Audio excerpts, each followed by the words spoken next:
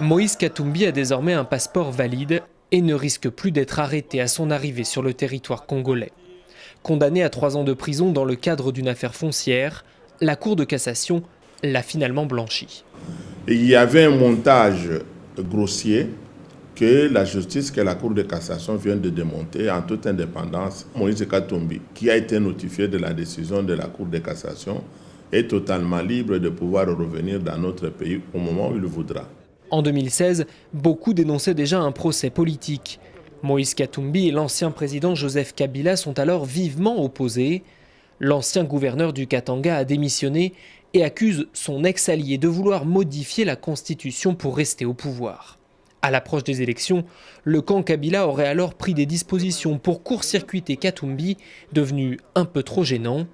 La juge en charge de l'affaire avait ensuite pris la fuite après le verdict et affirmé sur le plateau de TV5 Monde avoir été menacée.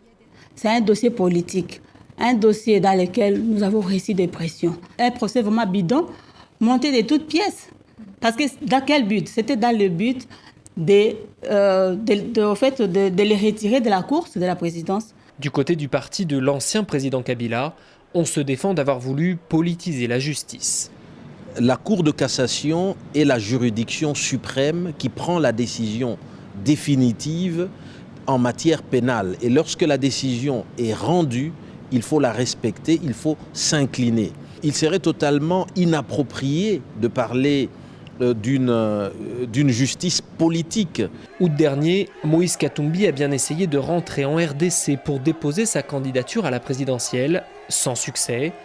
Mais depuis l'élection de Félix Tshisekedi, les relations se normalisent peu à peu. Ce n'est pas pour autant la fin des ennuis judiciaires. Une procédure est toujours en cours depuis 2016 pour atteinte à la sûreté de l'État. Mais dans ce cas précis, Katumbi peut venir assurer sa défense au Congo en homme libre.